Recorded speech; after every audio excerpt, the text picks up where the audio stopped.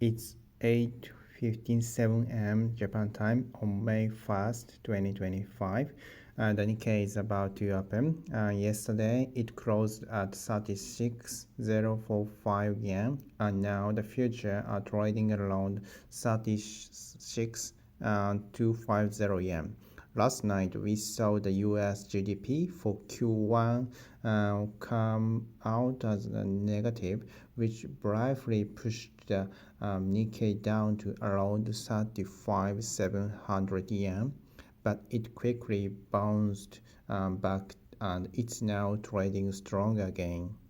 In the US, a bill related to sanctions was proposed in the Senate but was rejected.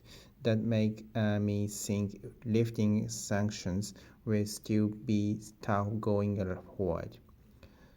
Today, Japanese Financial Minister Kato is expected to finish a second round of negotiations with U.S. Treasury Secretary Bensent, and this might happen after the BOJ meeting and the governor with a press conference, which should be around 3 p.m. Depending on BOJ policy, the U.S. may shift its negotiations stance.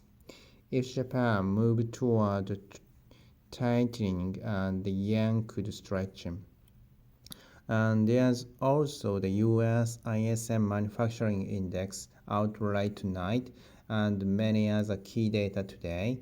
Japan's Golden Week is coming up, and China and the United Kingdom also have holidays next Monday. That said, most global markets will still be open.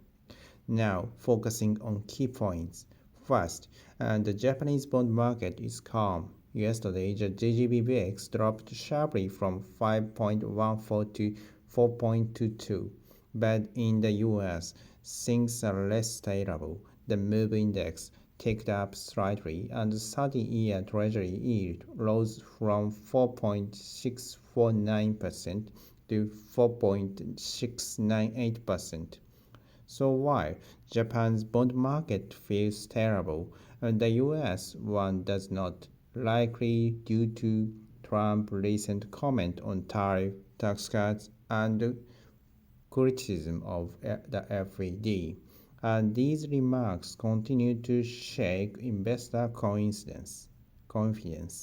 And turning to gold, it dropped by 1.22% to $32.76 yesterday. The momentum has clearly cooled.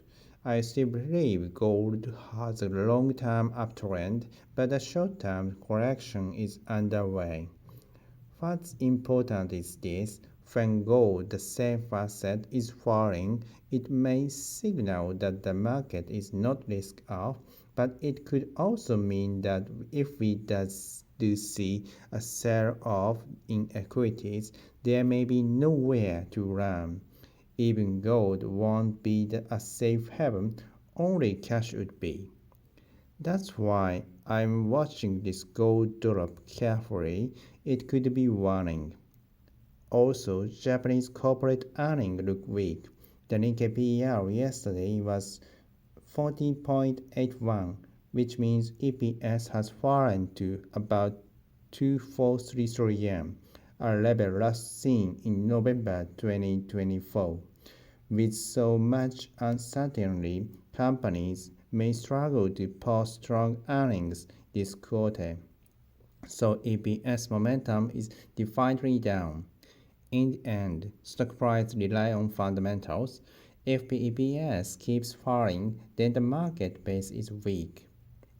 And so some people hope for a bounce, a bull trap in the past that was sometimes helped by monetary policy.